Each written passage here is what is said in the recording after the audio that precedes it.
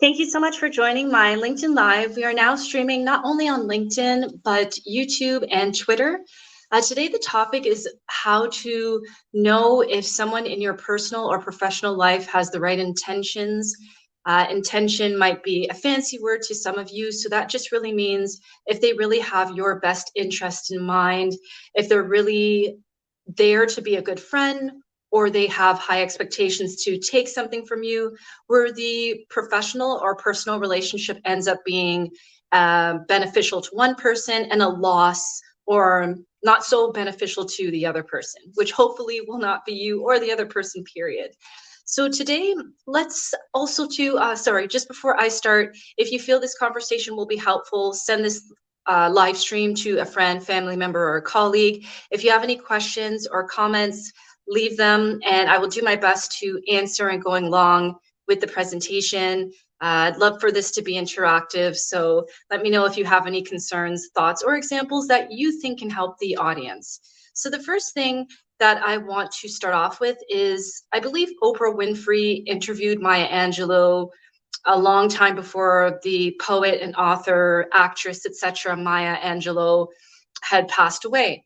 And one of her famous quotes is, when someone tells you who they are, believe them the first time. Not sure if that's exactly how she said it, but it's similar. So if you meet somebody along your way of life in your career or personal, and they tell you who they are, they show you who they are. I'm not talking about they are consistently a great person, they have a bad day, you see it, and now you think that one or two or three instances out of a span of a couple of months or a year or whatever, now they're a bad person. No, we're just saying that if you truly see somebody for who they are, whether they're a great person, kind, unhappy, depressed, mean, selfish, if you notice that in the first couple of encounters with this person, believe it, that is exactly who they are. The other thing I want to say too is one of the best ways to find out who is in front of you is by listening versus asking too many questions. Now, that's not to say that you go to a date or you go to a networking opportunity or you go in a group of friends and you meet a couple of new people and you stay quiet because you're listening for hints to see if they're a good person or not. What I'm saying is you have a natural conversation with somebody, they say something, obviously you're going to ask questions, make comments, it's going to speak your interest, but when you listen more to somebody, they have a tendency to tell you who they are in the first phone conversation, coffee meetup, at the networking event. People generally, I'll tell you a little secret about people and communication. People generally love talking about themselves and they love being heard, recognized, and understood. So I know that you've probably heard talk show hosts ask people, whether they're celebrities or non-celebrities, did you see any red flags when you were dating that person before you got married to them? Did you see any red flags when you became first at the first moments of being friends with that person before you became best friends? Red flag, again, a fancy word for saying, did you see anything, hear anything, feel anything that felt off about this person, that they didn't necessarily have the best intentions, not just for you, but for people in general? So when you listen carefully, and when I say listening, I'm not saying you're just hearing them to respond, or you're hearing them for specific things that you want to hear so that you can flow the conversation, but you're listening to them. You're listening to body language, you're listening to tone of voice, words that they use, the way they blink. And now I'm not also saying that we have to be like investigative people and start looking at everything, and because people can feel that too when you're literally on a date or you're literally making a new friend and you're watching everything they say and do. People can feel that you're looking for a reason to get out of the conversation, get out of the friendship, relationship, etc. I'm just saying, if we listen more, there's a lot that we can discern. So I'll give you my personal example. I remember a couple of years ago when I was kind of just dating at that time, just to kind of get a better understanding of men, get a better understanding of people, etc. So at that time, what I would do is I would ask questions, but instead of making the date at that time as 21 questions, which is, I think, a lot of dating coaches or people online tend to tell you what their 5-year plan is and stuff. But if you really just ask certain questions, the person will tell you what their 5-year plan is, and you don't have to go on a date, or maybe it's not a date. Maybe you don't have to go to a networking event and ask all these questions, because people will generally start talking. So what I generally do when I meet a potential new friend, I go to a networking group or a date or whatever, I have a tendency to just lean back, meaning I will start the conversation with whoever I'm talking to. Wow, feels so good to finally meet you. How was your day? And I stay quiet and I let the person go on for maybe a good minute or 2 or 3, depending on what they're explaining, because this will really help me capture who this person is, what's important to them, what are their biggest priorities in life, without me having to ask these investigating questions and getting to know people. And that's how you will also understand people, is if you ask what I call an open-ended question. Or open-ended, that's just a general communication word, but there are open-ended questions and closed-ended questions. So now you want to know what the difference is. So a closed-ended question is when you say, did you enjoy your ice cream yesterday? And the person said, yeah, and that's it. So an open-ended question, sorry, a closed-ended question is just a questions where somebody can easily say yes or no, and that's it. Or they'll give you a very blanket, generic, surface level answer, and it's not really in depth and specific about who they are and what they stand for. So another example versus asking about the ice cream is you can say, I remember you said you went to such and such franchise ice cream shop yesterday. What was your favorite flavor and how did it taste? Now, those are open-ended questions, because the person will say, oh yeah, yesterday I went to such and such franchise and I had this new chocolate, and they had chocolate chips in it, but they were soft chocolate chips versus hard chocolate chips, and it melted on my shirt. And then this person is going to keep going. And ladies and gentlemen, when you start asking open-ended questions and you lean back, do your best, for all my people that love to talk, if you can do your best to just let people talk, let them flush it all out, and try not to stop them, try not to cut them off while they're speaking, because sometimes people will forget, and sometimes people will literally stop talking about what they're trying to say if you accidentally cut them off, which is where this person's going to tell you everything, possibly in the first 15 minutes of talking to them. And this also goes for people you know. I know we started off this live stream with people you don't know, but people you know, maybe they are good people, but they have a history of doing some kind of business stuff that they get family and friends. This is just an example to join you.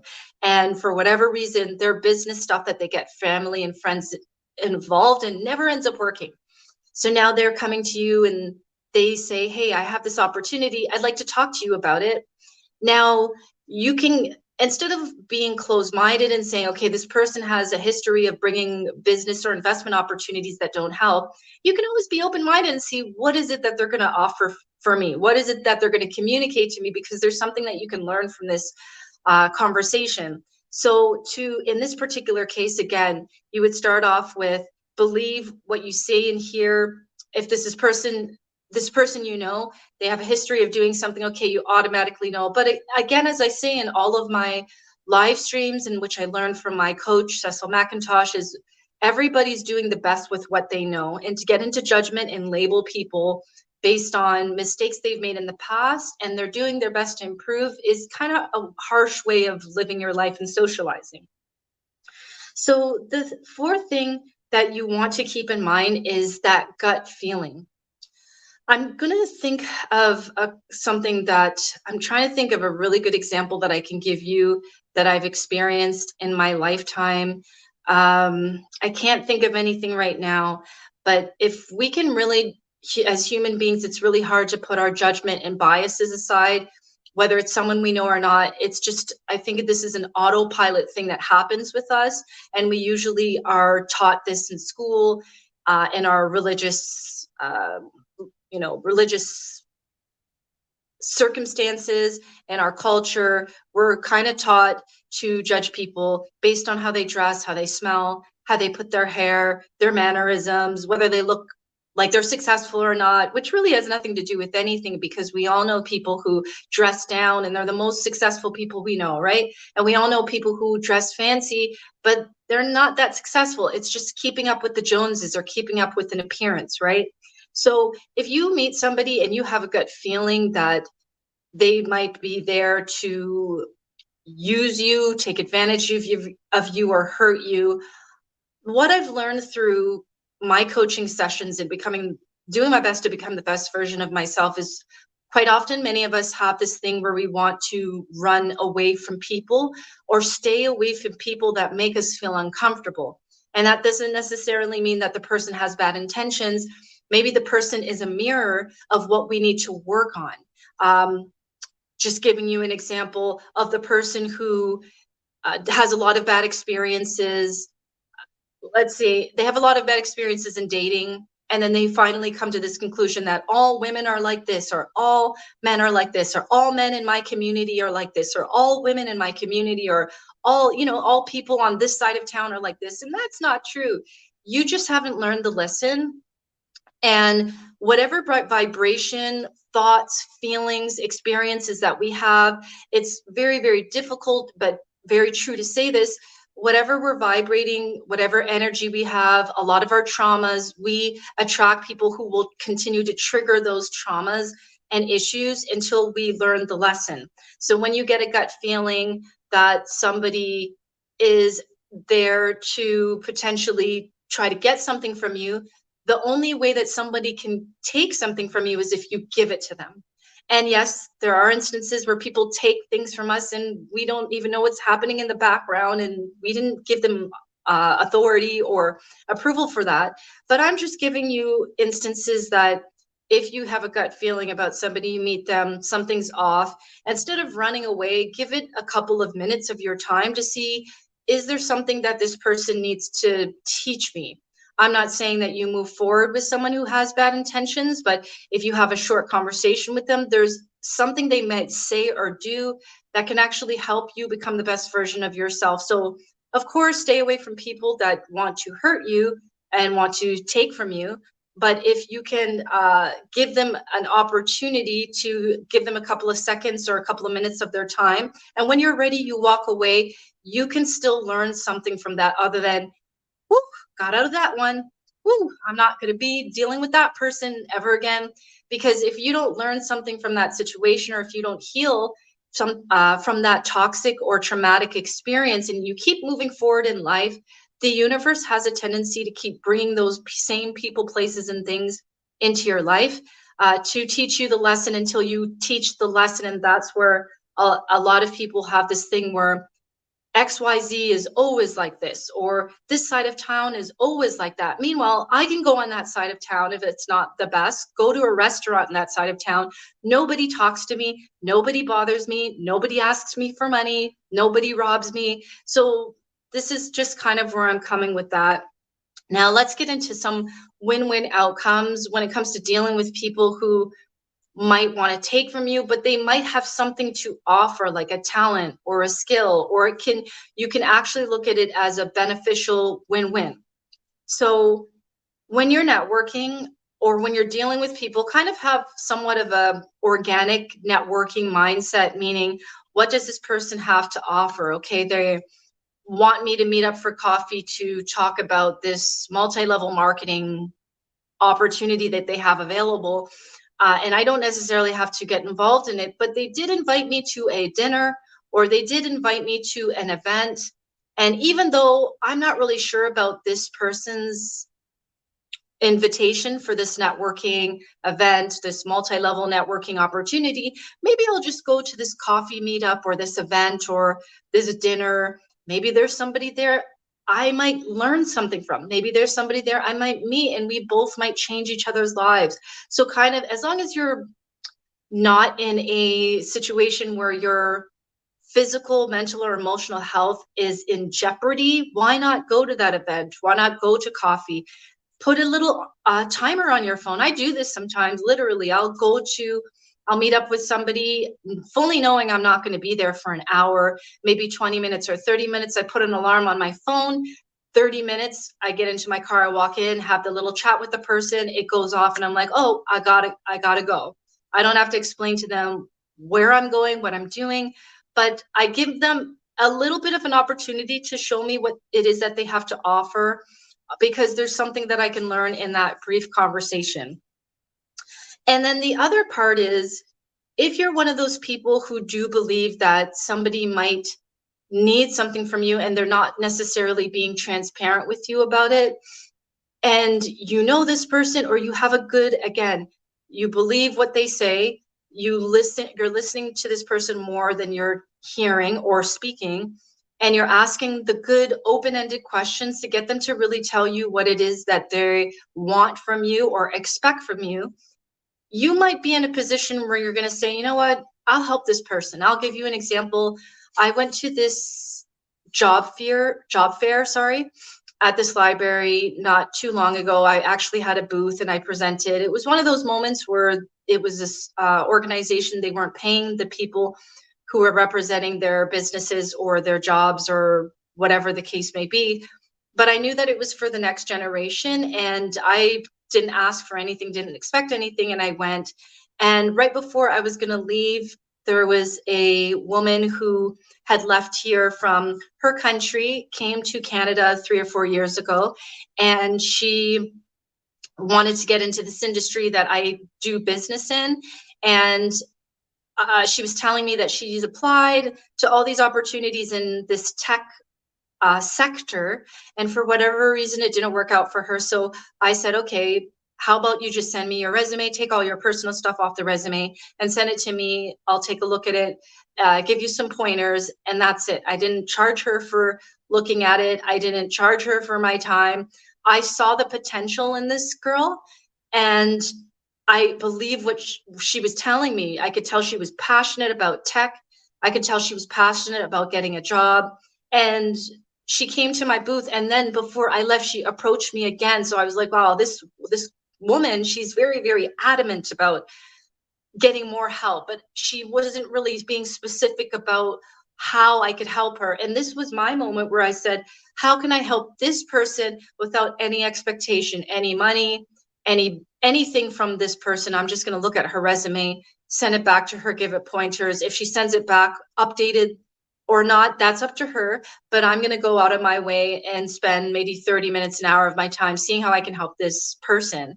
So that's how you can create a win-win situation. It's a win for that person, but it's also a win for me, because I learned something new about being persistent. I learned something new about, somebody coming here from different country trying to get into a certain industry. So I learned a lot in many ways from a social aspect as well. So we have a couple of minutes left. If you have any questions or comments, leave them below, but I'm just going to do a quick recap. The first thing you want to do to understand somebody's intentions, again, whether they're a stranger or someone you know, is believe that quote from Maya Angelou, the amazing author, poet, actress, philanthropist, Maya Angelou. You can Google her. She said, believe a person, believe them. Okay, so basically, I'm trying to get it right. So believe them when they tell you who they are the very first time, because people often will tell you who they are, whether they consciously understand what they're doing or not. They will tell you that they're a good person or not. And they're not going to say, I'm a good person, because if you meet someone who says, I'm the best candidate or I'm a good person, you can kind of listen to what they're saying. But there has to be something more to back that up if it's a career situation. But in the personal sense, if they are giving you an example, for example, of how they treated somebody and that person was their mother, you kind of have to take a step back. And if they don't explain, if there's some conflict between the both of them, that this is who they are. And then listen more than you hear, or listen more than you speak, with open-ended questions. So instead of saying, did you have fun at the football game yesterday? That person can say yes or no. But an open-ended question could say, what did you enjoy most about the football game? And did you meet any celebrities while you were in the first row? closest to the athletes? That's an open-ended question, because the person will start pouring out da da da da da da, and they'll tell you more about who they are and what kind of person they are. And then if you get a gut feeling about this person initially at first, with no biases and no judgments attached to that, meaning if that person's wearing a t-shirt, a pair of jeans, and some sneakers, and their hair is ruffled up, or they have some dirt on their face, are you going to have a gut feeling that this person wants something from you versus the person in the three-piece suit? Because it could very well be the other way around, where the person in the three-piece suit has bad intentions, and the person who looks a little scruffy is actually a good person and could change your life forever if you get to that point of friendship or whatever. And then for win-win outcomes, try to have an open mind that everybody, again, is doing what they know, all they know, whether it's good or bad. That's up to you to make that discernment and judgment. But just keep in mind that if this person wants you to join something, or this person has bad intentions, like really has it out for you, those are two different things. We're not going to villainize somebody who has a business opportunity that you're a little unsure about versus the person who wants to hurt you. Obviously, you want to be mindful to stay away from this person versus the person who just wants to present an opportunity with you. And then the last thing is, how can I help with no expectations? Maybe there's that one-off situation where you can help this person.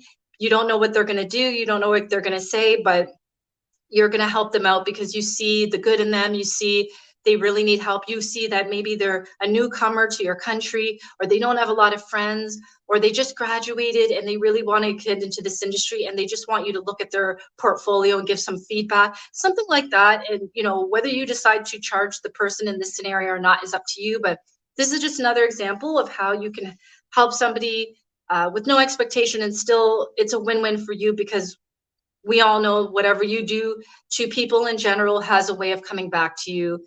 So thank you so much for joining me here on LinkedIn, YouTube, and Twitter live stream. If you have any questions or comments, ideas, feedback, or examples that you think can support anybody who's watching the replay, leave them below in a comment. If you want to go anonymous and you have a question, feel free to send me a message. And if you think that this conversation about how to know if someone has your best interest in heart or not can help somebody, feel free to send them this live stream. Have a good Sunday and take care.